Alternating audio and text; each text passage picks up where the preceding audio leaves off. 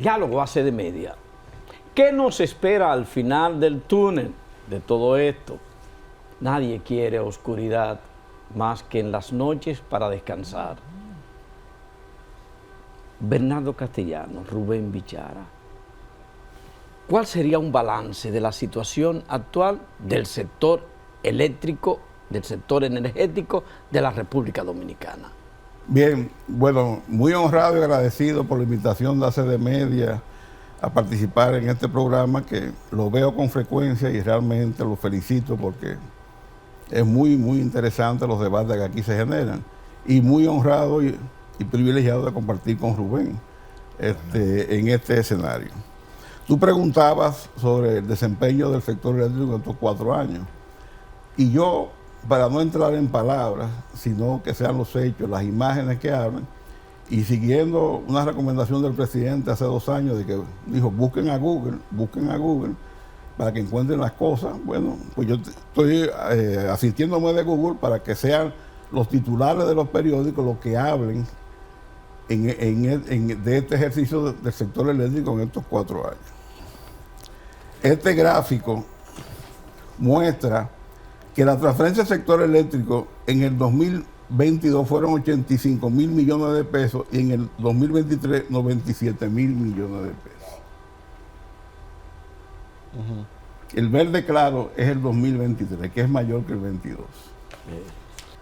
Déficit de la EDE, principal absorbente de subsidios en el presupuesto. Pérdida de energía eléctrica siguen en aumento en República Dominicana. Ministro de Energía responsabiliza a las EDEs del tema energético. O sea, el ministro de Energía, los 2 primeros años, el presidente por decreto le entregó la rectoría absoluta del sector eléctrico, tanto en la parte planificadora, como ministro de Energía y Minas, como en la parte ejecutora, porque era presidente de la CDE, presidente de Punta Catalina y presidente del Consejo Unificado de las Sedes. Entonces, esa declaración, yo digo que es dantesca, porque él se pone como nosotros, un espectador en las gradas. O sea, él dice, las distribuidoras son el problema. Pero usted fue jefe de la distribuidora 2 años. ¿Y cuál fue su aporte en esos 2 años para que no fueran un problema? Sencillo, se le olvidó comprar contadores, se le olvidó comprar cables, se le olvidó comprar transformadores. Y hoy el resultado de eso es lo que estamos padeciendo hoy. Bernardo, en términos, por los titulares que te enseña y por lo que Google le dice, ¿significa que este gobierno se quemó en el ejercicio de la solución al sistema eléctrico? Bueno, esa pregunta es interesante porque ayer, en esta semana, Héctor Guiliani Curi, el economista, que es una persona muy cercana a Celso Marrancini, ha sido su asesor cuando fue administrador de la CDE, publicó un tuit donde decía que este gobierno no había comenzado su segundo periodo y ya lucía agotado y viejo. Y decía que se quemó, que no pasó el río en una serie de sectores, entre ellos principalmente el sector eléctrico. O sea, eso, además, las cifras oficiales, eso es lo que dicen. Miren Pérdidas eléctricas del 29% a 40% y caída de la minería durante la gestión de Abinader. De Almonte. De Almonte, disculpe. O sea, en el 2019, que fue el año prepandémico, las pérdidas totales del sector eléctrico, o sea, las 3 distribuidoras, estaban en el orden del 29%. Hoy día están en el 40 y pico %. Eso es el legado de estos 4 años. Naturalmente siempre hay excusas. O sea, hay factores que son los que inciden, pero solamente en este país. ¿Por qué no se compraron contadores? Ucrania, la crisis de logística. Pero usted va a Guatemala y a Panamá, que son mercados que yo lo conozco porque he trabajado en esos mercados. Ahí no faltaron contadores, no faltaron transformadores, no faltaron cables. en Guatemala, que hay varias plantas a carbón. Ahí no se le olvidó comprar carbón. Antes de dar respuesta a ese punto, ¿cómo deja el sistema de cara a entregarlo? ¿En qué condiciones? Partiendo de que apunta Bernardo Castellano, de que las pérdidas en ese momento estaban apenas en un 29%. ¿Cómo deja el sistema que hoy está evaluando Bernardo Castellano de esta manera? Sí, bueno, primero agradecerle la invitación a este excelente equipo, a Bernardo por estar aquí junto. La verdad que sí me dio unos buenos ramplimazos cuando, cuando yo estaba en CDE, pero siempre sus críticas me ayudaron a revisar muchas cosas. Debo agradecer eso, Bernardo. Pienso que son cosas de las que uno siempre puede mejorar. Y de su crítica, pues siempre lo vi de ese modo. Así que aquí lo reconozco, o sea, públicamente. Miren, yo pienso que cada administración tiene sus propios retos. A nosotros nos tocó un escenario donde la oferta no era suficiente para la demanda. Teníamos un déficit de generación. Entonces el reto era lograr disponibilidad suficiente, eficiente y a buen precio. Ese era el reto que teníamos. Teníamos que lidiar con eso. En consecuencia iniciamos un proceso y nosotros diversificamos y ampliamos la matriz de generación. Adicionamos más de 2.000 megavatios al sistema. Más de 2.000 megavatios al sistema eléctrico nacional.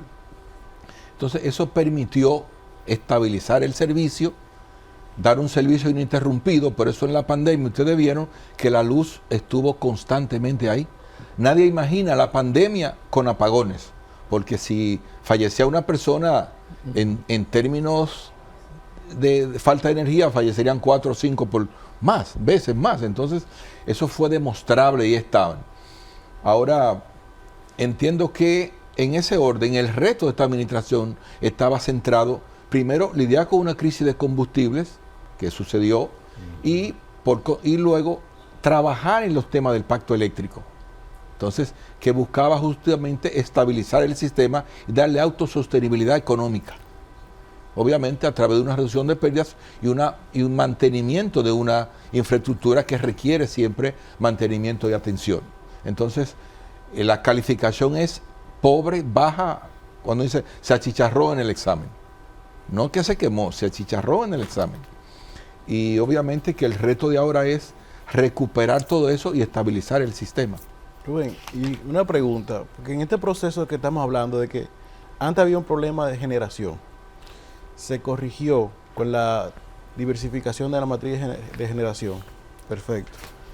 ¿Por qué entonces el gobierno actual nunca tomó como prioridad el hecho de establecer contadores, de establecer un sistema de cobro adecuado que le permita un poco recibir parte de la electricidad que se está dando? Porque hay un fallo real en la gestión de cobro. Mira, tal como mencionaba a Bernardo, hay hemos retrocedido tal vez 15 o 20 años en lo que era el avance en el control de las pérdidas. La primera dirección de pérdida de energía la establecimos nosotros en el sur en el 2004 para combatir eso que estaba por encima del 40%.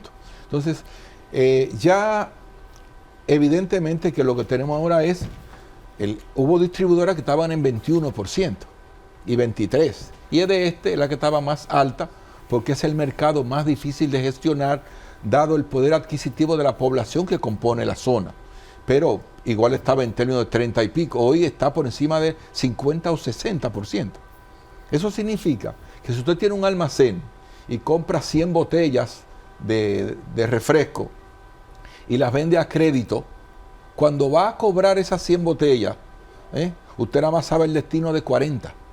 Hay 60 que usted no sabe a quién se la vendió ni a quién se la va a cobrar, pero tiene que pagársela al que se le envió a usted. Entonces usted se va quedando con ese gap que obviamente hace que sea insostenible el servicio.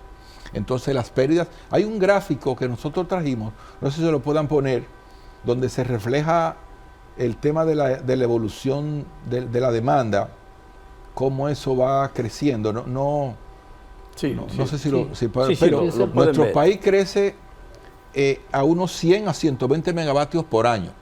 O sea, tiene que haber un trabajo continuo. Miren ahí, por ejemplo, en ese gráfico, ustedes pueden ver cómo crece la demanda de energía. Es una proyección, no es lo real, pero es lo proyectado, y más o menos así se ha expresado. O sea, cada año el país se incrementa la demanda de energía en 100 o 110 megavatios.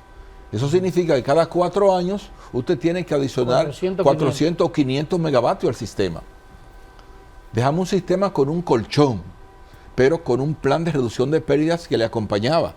Ahora mismo, ustedes me dicen del déficit del sector eléctrico. Estamos hablando de que el sector eléctrico le cuesta al país $150,000 por hora el déficit. $150,000 por hora. $3,000 por minuto. Dios. Es el déficit del sector. Eso es lo que cuesta la finanza. $3,000 por minuto. Cada minuto son $3,000 que cuesta el déficit. Entonces, con eso yo hubiésemos hecho otra planta como Punta Catalina en año y medio. En año y medio hubiésemos hecho otra Punta Catalina. Y hay otra gráfica. Rubén, y ese déficit es solo en lo pendiente por cobrar, por el déficit en la recaudación. Claro, eso es lo que tú no logras facturar. O sea, Tú tienes que pagarlo al quien te lo provee, pero tú no tienes ni siquiera a quién facturárselo para reponer ese dinero, pero tienes que buscarlo. O sea, tú tienes un huacal de 24 botellas y tú dices, déjame yo venderle estos 24 botellas a los vecinos con un vale. Ellos van a pagar a fin de mes cuando cobren.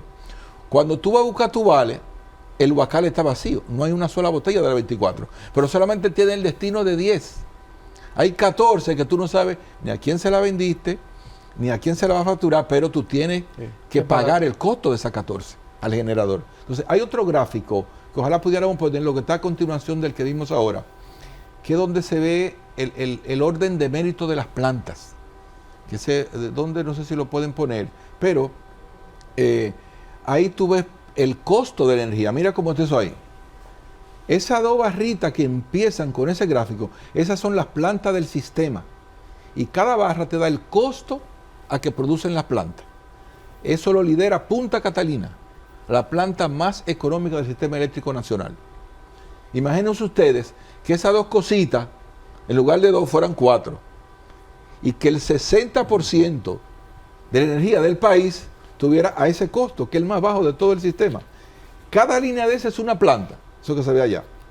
Entonces, la más baja de todas es el costo de Punta Catalina en producción de energía. Miren cómo llegan las últimas barras. O sea, hay barras que están 20 veces el costo de Punta Catalina. Rubén, y Punta Catalina no está O sea, produciendo... si ustedes tuviesen eso duplicado, el 60% de la energía que se consume, tuviese un precio económicamente sostenible. Ese fue el plan que se elaboró, y yo pienso que la planta que se está haciendo en el norte tuvo la idea de equilibrar la generación. Tenemos generación en el este, en el sur, y se hizo un brazo para el norte, Manzanillo, para equilibrar la producción y que el día tenga que viajar mucho menos, porque en ese viaje también hay pérdidas. Entonces tú tienes que viajar mucho menos. Entonces eso lo dejamos concebido y planificado cuando salimos de la institución también. Señor Bernardo, el presidente Abinader está en reformas y en ese ambicioso plan de reformas no ha dejado de lado la reforma al sector eléctrico. Dice que no va a limitarse ese proyecto de reforma al sector eléctrico a las EDES, sino que va a impactar a todo el sector. ¿Qué debe incluirse? ¿Qué debe hacerse? ¿Qué debe pasar para que realmente sea impactado el sector? Esto para fin de año es que se va a presentar el proyecto. Antes de responderte, Belki, yo quería hacer unas puntualizaciones sobre las afirmaciones y preguntas de Elías. La generación nunca termina. Por lo que decía Rubén, todos los años la demanda crece. Aún en la pandemia, que la economía estuvo cerrada. O sea, el país se cerró. Usted busca lo que se abasteció en el 2020, fue superior al 2019. Claro. En consecuencia, nunca el problema de la generación va a estar resuelto, porque siempre va creciendo. En consecuencia, eso es un trabajo permanente. ¿Y nunca ha habido un plan de expansión? No, planes de expansión han sobrado. Lo que no ha habido es continuidad en la ejecución de los planes de expansión. Yo trabajé en un plan de expansión en el año 85, cuando Marcelo Jorge, mi maestro y guía, dirigía la CDE. Yo fui a un curso de planificación de sistemas de potencia 2 meses a Estados Unidos, patrocinado por la Agencia Internacional de Energía Atómica, porque era una exigencia del BID que el plan de expansión se hiciera utilizando un modelo de planificación que se conoce como el WAS, y lo condicionó a un préstamo de 150 millones de dólares que se otorgó para el proyecto Manabao de Jucarta Verde y el Centro de Control de Energía. O sea, pero antes de eso hubo planes de Vasco, de Stone & Webster, de Sofrelec, que era una empresa francesa que fue contratada por la CDE. Ahora, el problema no son los cobros. ¿Por qué? Las distribuidoras cobran el 95% de lo que facturan. Ahora, si usted no factura el 35, el 36%, nunca lo va a poder cobrar. Entonces, ¿por qué no se factura? Porque hay 1 millón de usuarios de energía que no tienen contadores. ¿Y de quién es esa responsabilidad? Del Estado. ¿Por qué? Porque el Estado es el dueño de la distribuidora. Y como se le olvida comprar contadores, entonces ese es uno de Pero las eso es un causas. olvido. Bueno, Entonces, un olvido. me llama la atención, como Así que se me olvide comprar lo que yo bueno, uso pero como también insumo. también se le olvidó que Punta Catalina consumía carbón. Y una licitación que debieron hacerla a tiempo, porque se sabía la programación, y si lo hubieran hecho a tiempo, pudieron haber comprado carbón a $70 la tonelada, 2 millones de toneladas. Se le olvidó.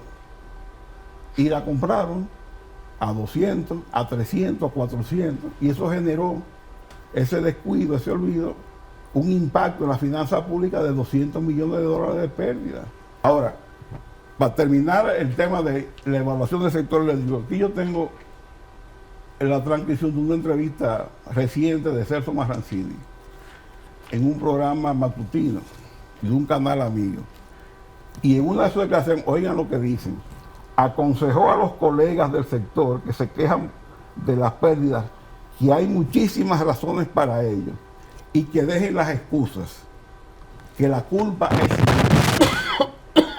eso dice Celso Marrancini, que la culpa es de ellos, no es de Putin, ni de Ucrania, ni del COVID. Eso es una actitud responsable y no está buscando excusas. Ahora, el tema de la reforma. Para usted ser eficiente necesita reformar el sector eléctrico. Para usted facturar necesita reformar el sector eléctrico. El problema del sector eléctrico es un problema de marco legal e institucional. Que las leyes son insuficientes, que las normas son insuficientes. No, eso no es verdad. Porque para usted instalar contadores no necesita una ley, usted lo puede hacer ahora mismo. Para usted generar licitaciones competitivas de nueva generación, que usted en vez de tener 2 oferentes para 2 paquetes de licitación, como fue la última licitación que hubo de energía, 800 megavatios, divididos en 2 bloques de 400, se presentaron 2 oferentes. Usted me puede decir que eso es competencia. Cuando usted va a Panamá y a Guatemala, y por 400 megavatios que se licitan, se presentan 40 ofertas técnicas económicas. Eso ahí sí es competencia. Eso sí garantiza a la sociedad, a nosotros que pagamos el servicio de energía, que vamos a obtener el mejor precio, un precio competitivo, porque son 40 gente luchando por un pedazo del pastel. Y esa licitación de 800 megavatios debió generar mucha atención, porque eso es un filete. ¿Y por qué no vino la gente? Esa es la gran pregunta. Ahora, antes de la pausa, aquí no hay que reformar nada, aquí hay que ejecutar, aquí hay que invertir en reducción de pérdidas que en este gobierno se ha ido al suelo. Aquí hay que bajar pérdidas, aquí hay que reducir gastos corrientes de las distribuidoras que están en exceso. Porque hay un estudio del 2011, actualizado en el 2015 de la empresa chilena INECON, que dice que la distribuidora, en un estudio de tarifa técnica, para operar de manera eficiente y racional, solo necesitan 1.800 empleados. Y tenemos hoy día 8.500. Es verdad que se heredaron una sobreempleomanía de la gestión pasada.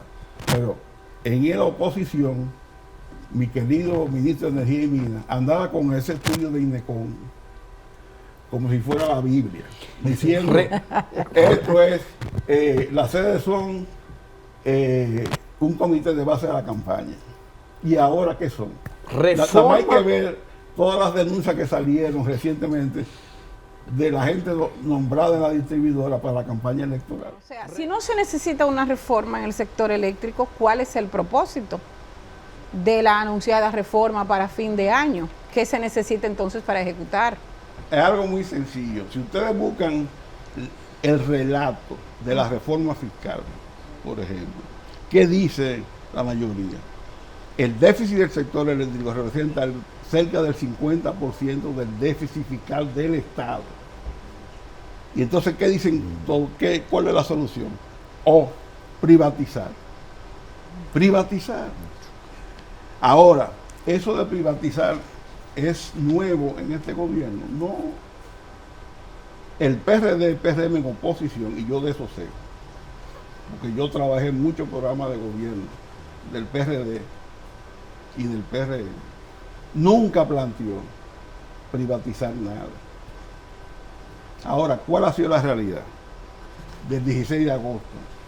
Que es cuando se pone de manifiesto. Gobierno privatizará algunas empresas públicas y venderá acciones de Punta Catalina. Yo voy a leer el texto de esa declaración, que fue una entrevista el 29 de septiembre del 2020 que concedió Lisandro Macarrulla, que era el secretario administrativo.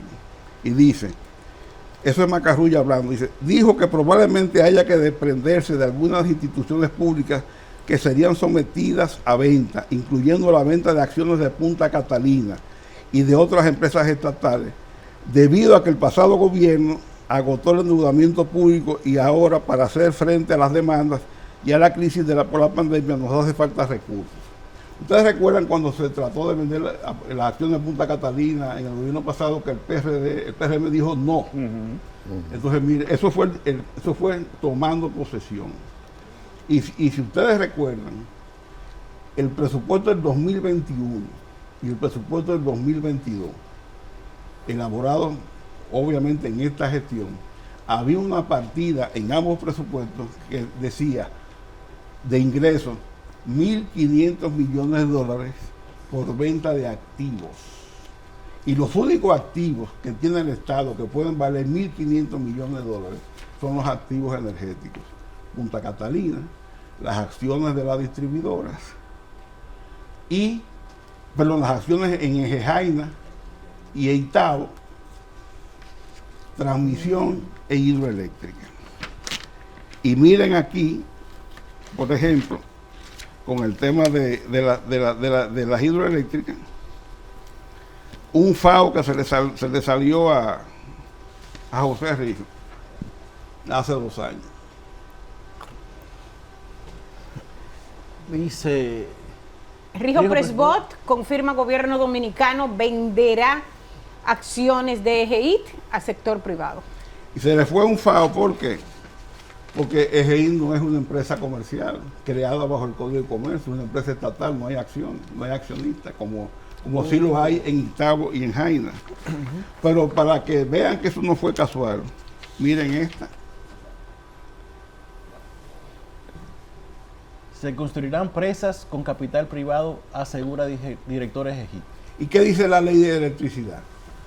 Que las hidroeléctricas y transmisión son 100% estatales. Si todo eso está tan identificado y tan claro, y los técnicos saben lo que hay que hacer, ¿quién está apostando a pescar en Río Revuelto? Perdón, va a cerrar. Para ponerle nombre y apellido con... Esto inclusive creo que en este programa Henry Gebra habló de eso. ¿Qué dice ahí? Plantean privatización parcial de EDES y Punta Catalina. Y yo le pregunto a ustedes, ¿a quién se le ocurre vender acciones de una empresa que genera 250 millones de dólares de utilidad anual? Rubén Bichara. Bueno, miren, Comiencen por la R, ¿se pueden vender? siempre hay que tener, digamos, toda la información a mano. Las condiciones en las que se negocia son fundamentales para uno poder hacer una evaluación de ponderada y juicio de valor al respecto. O sea, habría que ver, hay otros países donde hay un híbrido, donde se cede la comercialización, pero se mantienen esos activos que son de valores invaluables, incalculables, en verdad, en poder del Estado. Porque imagínense ustedes el valor que tiene las redes eléctricas en un país, una extensión de red a nivel nacional, todo un sistema, eso tiene un valor enorme. Entonces, habrá que ver qué se pretende ahí, tenemos que estar, pues, ojo visor con eso.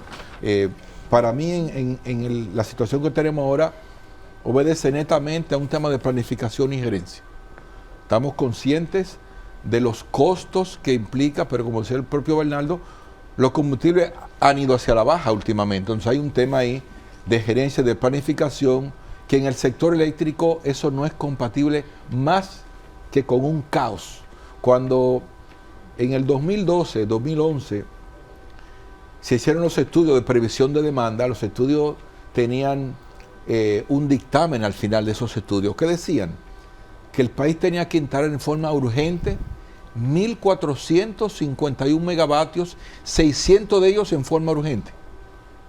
Si no, el sistema colapsaba. De ahí viene la necesidad de hacer Punta Catalina, luego de haber explorado por el mundo entero buscando gas, y el gas no está disponible a precios que pudiera manejar el país. Entonces, no queda más opción que hacer Punta Catalina. Entonces se hacen 784 megavatios brutos de generación. Entonces, con eso se quedó un sistema estabilizado y servicio 24 horas. Ahora, aquí falta gerencia y planificación para poder enfrentar el tema eléctrico a nuestro juicio.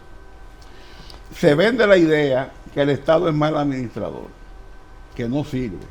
Sin embargo, la empresa más grande que existe en el país es el Estado, que tiene un presupuesto de 1 billón de pesos, o sea, miles de millones de pesos, y la administra el Estado. Pero sin embargo, es malo administrando empresas eléctricas. Usted coge transmisión y usted coge hidroeléctrica, que son empresas 100% estatal y operan en azul toda la vida. Ahora, la capitalización se hizo en el año 99. Tenemos 25 años de capitalización. ¿Cuándo fue que una distribuidora en 25 años del proceso de capitalización obtuvo beneficios en un año de ejercicio fiscal? Edesur, en el 2004, certificado por una auditoría de una empresa internacional. Y yo tengo aquí la prueba de ese beneficio.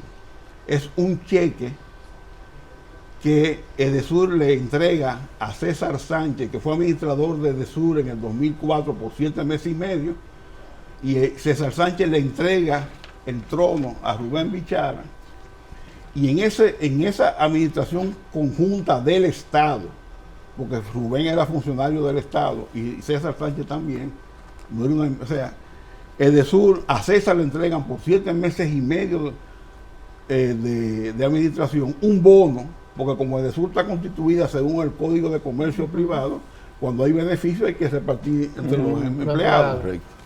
A César Sánchez le entregan un cheque de 86,000 pesos, y el concepto del cheque, y está aquí, oigan lo que dicen: por concepto del pago total y definitivo del bono correspondiente a los beneficios obtenidos por la empresa en el año 2004. Dígame, Edesur tenía un año en manos del Estado, porque en el 2003 fue la famosa recompra. Dígame, antes del 2004, en manos de Unión Fenosa y de AES, ¿cuándo hubo beneficio aquí en la distribuidora? Ahora, ya, yo quiero el dato con relación a los costos. Esta es una publicación del Ministerio de Energía y Minas, donde dicen los precios a que las generadoras están vendiéndole a las sedes. Y yo quiero destacar que según esta publicación oficial, en abril de este año, Punta Catalina, el precio de potencia y energía fueron 11 centavos de dólar por kilovatio hora. Y las únicas dos plantas que este gobierno térmica ha adicionado al sistema, que son la barcaza, la famosa barcaza de Asua, que ha generado mucho inconveniente en la población, más una planta en Boca Chica. Sucede que la Car Power Stick, que era la barcaza de Asua, ¿usted sabe cómo vendió el kilovatio hora? A cerca de 52 centavos de dólar. Y usted sabe cómo vendió Siva, la de Boca Chica, a 116 centavos de dólar. Eso, estamos hablando del mismo kilowatt que Punta Catalina vende a 8 centavos. Entonces, ¿qué pasa? Ahora con el mantenimiento de Punta Catalina, que solamente 7días.com habló de los pinches que no quieren hablar. Cada día que Punta Catalina está fuera de servicio, una unidad, son $300,000 de pérdida de ganancia. Porque si usted gana 250 millones de dólares al año, por cada día que una unidad deja de generar son $300,000. Por 40 días que es la programación ahí hay 12 millones. Pero ¿qué pasa? Que la energía que Punta Catalina deja de producir, la producen ¿quiénes? Las más caras, por orden de mérito, que son estas dos. Entonces estamos vendiendo, en un caso, 40 centavos de dólar más caro por kilovatio hora y en otros casos 10 veces más caro. Entonces, eso, ¿a dónde va? Al déficit de la distribuidora, y tiene que salir el gobierno a subsidiar. Y por eso es que el subsidio este año, todo luce indicar que va a ser igual o mayor que el del año pasado, a pesar de que los precios de los combustibles están más bajos. Concluyendo, 2 minutos Rubén Bichara, 2 minutos Bernardo Castellano. ¿Qué hacer? Mira, yo pienso, el sector eléctrico, lo único rápido es el anuncio. Tú anuncias algo, pero después ejecutarlo tiene que ser con mucho sudor, lágrimas y mucho esfuerzo. Entonces, es urgente poner los pies sobre la tierra. Ya la curva de aprendizaje se agotó hace demasiado tiempo. Se necesita. Y se han quemado, se han achicharrado en el examen. Yo pienso que es urgente una revisión profunda de lo que se está haciendo y de lo que hay que hacer hacia adelante, porque si no hay resultados tangibles, objetivos, el caos y el déficit va a seguir creciendo. ¿La energía limpia no es una solución? Es una solución siempre y cuando tú también lo acompañas de energía base, porque recuerda que tú no tienes un sol 24 horas, sino 9 horas, y el viento es estacionario. Hay momentos del año, tiempo donde no hay viento. Entonces tú necesitas una energía que tú puedas gestionar, como cuando tú pisas un acelerador y tú coges si va a 20, a 80 o a 100. La energía renovable no es gestionable. Entonces necesita energía base para acompañar esa energía. Pero entiendo que, insisto, planificación y gerencia fundamentales para lidiar con el sector eléctrico en República Dominicana. Bernardo Castellano, para concluir. ¿Qué hacer si el PRM ejecutara lo que prometió en oposición? No tuviéramos la magnitud de crisis que tenemos hoy día.